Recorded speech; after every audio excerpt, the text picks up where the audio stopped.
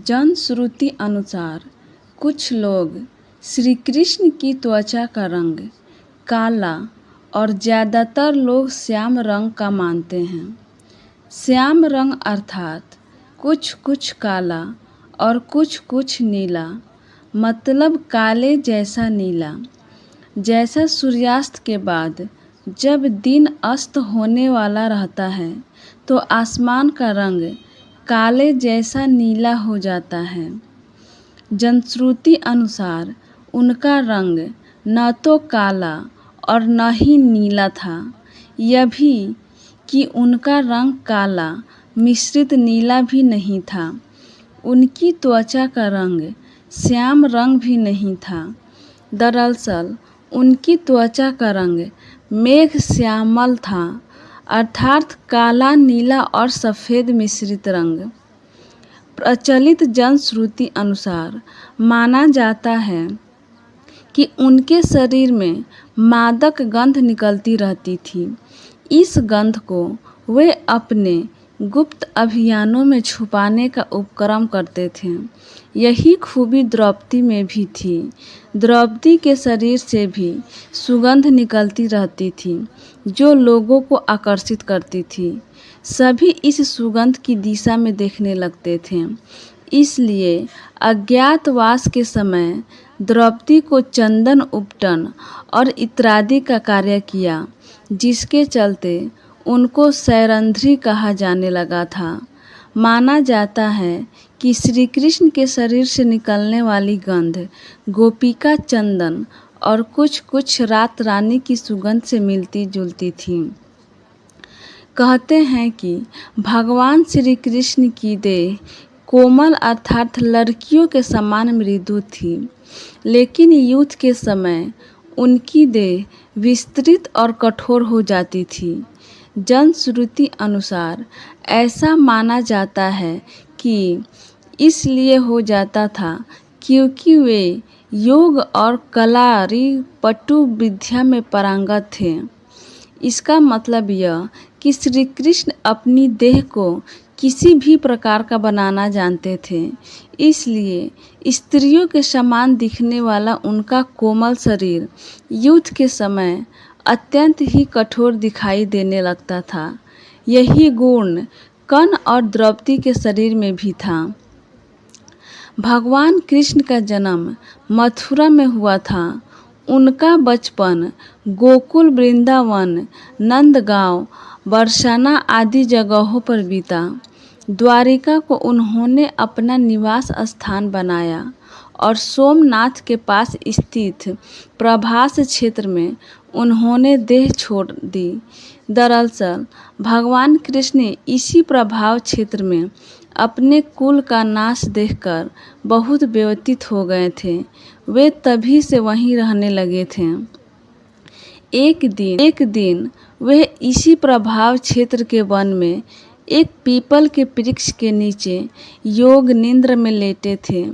तभी जरा नामक एक बहेलिये ने भूलवश उन्हें हिरण समझकर विष युक्त बाण चला दिया, जो उनके पैर के तलवे में जाकर लगा और भगवान श्री कृष्ण ने इसी को बहाना बनाकर देह त्याग दी।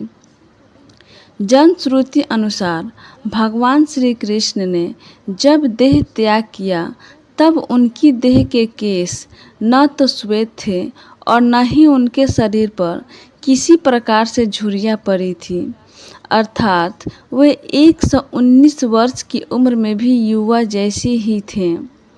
भगवान श्री कृष्ण ने गुजरात के समुद्री तट पर अपने पूर्वजों की भूमि पर एक भव्य नगर का निर्माण किया था। कुछ विद्वान कहते हैं कि उन्होंने पहले से उजाड़ पड़ी कुश स्थली को फिर से निर्मित करवाया था। माना जाता है कि भगवान श्री कृष्ण अंतिम वर्षों को छोड़कर कभी भी द्वारिका में 6 महीने से ज़्यादा नहीं रहे। जो भी हो, श्री कृष्ण की इस नगरी को विश्वकर्मा और मय-दानव ने मिलकर बनाया था। विश्वकर्मा देवताओं के और मय-दानव असुरों के इंजीनियर थे। दोनों ही राम के काल में भी थे। इतिहासकार मानते हैं कि द्वारिका जल में डूबने से पहले नष्ट की गई थी। किसने नष्ट किया होगा द्वारिका को? यह सवाल अभी भी बना हुआ है। हालांकि समुद्र के भीतर द्वारिका के अवशेष ढूंढ लिए गए हैं। वहां उस समय के जो बर्तन मिले हैं वे 1528 ईसा पूर्व से 3000 ईसा पूर्व के बताए जाते हैं। हालांकि यह अभी भी शोध का विषय है, फिर भी अब तक जितने भी लोगों ने इस पर शोध किया है उनका कहना यह है कि ईसा मसीह ने भारत का भ्रमण किया था और वे कश्मीर से लेकर जगन्नाथ मंदिर तक गए थे। उन्होंने कश्मीर के एक बौद्ध मठ में रहकर ध्यान साधना की थी। यहीं पर उनकी समाधि भी थी। शोधकर्ता मानते हैं कि श्री कृष्ण का ईसा मसीह के जीवन पर बहुत प्रभाव पड़ा। उनके जन्म की कथा भी श्री कृष्ण के जन्म की कथा से कुछ कुछ मिलती जुलती है। श्री कृष्ण के पास यूं तो कई प्रकार के दिव्य शास्त्र थे, लेकिन सुदर्शन चक्र मिलने के बाद सभी और उनकी साख बढ़ गई थी। शिवाजी सावंत की किताब युगाधर अनुसार श्री कृष्ण को भगवान परशुराम ने सुदर्शन चक्र प्रदान किया था, तो दूसरी ओर वे पाशुपतास्त्र चलाना भी जानते थे। पाशुपतास्त्र शिव के बाद श्री कृष्ण और अर्जुन के पास ही था। इसके अलावा उनके पास प्रसवपास्त्र भी था, जो शिव व सुगण भीष्म के पास ही था। कृष्ण के बारे में अक्सर यह कहा जाता है कि उनकी 16,000 पटरानियाँ थीं, लेकिन यह तथ्य गलत है। उनकी मात्र 8 पत्नियाँ थीं। कृष्ण की जिन 16,000 पटरानियों के बारे में कहा जाता है, दरअसल वे सभी भौमासुर, जिसे नरकासुर भी कहते हैं, उसके यहाँ बंधक बनाई गई महिलाएं थीं, जिनको श्री कृष्ण मुक्त कराया था। ये महिलाएं किसी की माँ थीं, किसी की बहन तो किसी की पत्नियां थीं, जिनको भौमासुर अपहरण कर ले गया था। दरअसल ब्रह्म वैवर्त पुराण, गीत गोविंद और जनश्रुतियों में इसका जिक्र है कि राधा, ललिता आदि उनकी प्रेमिकाएं थीं। राधा की कुछ सखियां भी श्री कृष्ण से प्रेम करती थीं, जिनके नाम चित्रा, सुदेवी, ललिता, विशाखा, चंपकलता, तुंगविद्या, इंदुलेखा, रग्रदेवी और सुदेवी। ब्रह्म वैवर्त पुराण अनुसार कृष्ण की कुछ ही प्रेमिकाएं थीं, जिनके नाम इस तरह हैं: चंद्रावली, श्यामा, शैव्या, पद्या, राधा, ललिता, विशाखा तथा भद्रा। माना जाता है कि ललिता नाम की प्रेमिका को मोक्ष नहीं मिल पाया था, तो बाद में उसने मीरा के नाम से जन्म लिया। श्री कृष्ण की प्रेमिका राधा का जिक्र महाभारत में कहीं भी नहीं मिलता है। इसके अलावा सबसे पुराने हरिवंश और विष्णु पुराण में भी राधा का जिक्र नहीं मिलता। भगवत पुराण में भी राधा का जिक्र नहीं है। ब्रह्म वैवर्त पुराण के बारे में कहा जाता है कि संभवतः यह चाणक्य का गुप्तकाल में लिखा गया था।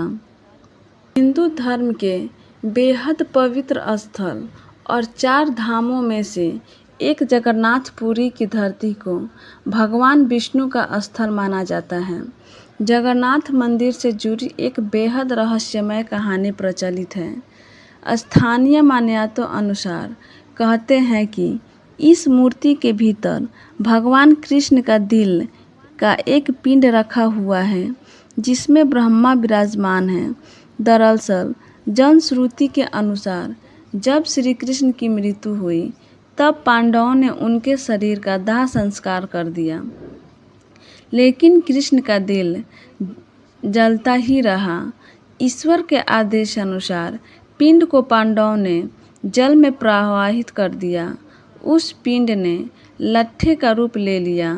राजा इंद्रद्युम्न जो कि भगवान जगन्नाथ के भक्त थे, को यह लट्ठा मिला तो उन्होंने इसे जगन्नाथ की मूर्ति के भीतर स्थापित कर दिया। उस दिन से लेकर आज तक वह लट्ठा भगवान जगन्नाथ की मूर्ति के भीतर है। हर 12 वर्ष के अंतराल के बाद जगन्नाथ की मूर्ति बदलती है, लेकिन यह लट्ठा उसी में रहता है। हालांकि यह शोध का विषय हो सकता है। महाभारत युद्ध की समाप्ति के बाद जब युधिष्ठिर का राज तिलक हो रहा था, तब कौरवों की माता गांधारी ने महाभारत युद्ध के लिए श्री कृष्ण को दोषी ठहराते हुए श्राप दिया कि जिस प्रकार कौरव के वंश का नाश हुआ है, ठीक उसी प्रकार यदुवंश का भी नाश होगा।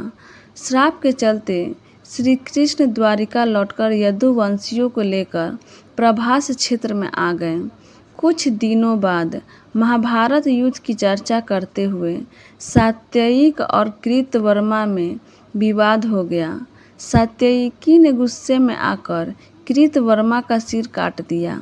इससे उनमें आपसी युद्ध भड़क उठा और वे समूहों में विभाजित होकर एक दूसरे का संहार करने लगे। इस लड़ाई में श्री कृष्ण के पुत्र प्रभुमन और मित्र सात्ययिकी समेत सभी यदुवंशी मारे गए थे। केवल बब्रू और दारुक ही बचे रह गए थे।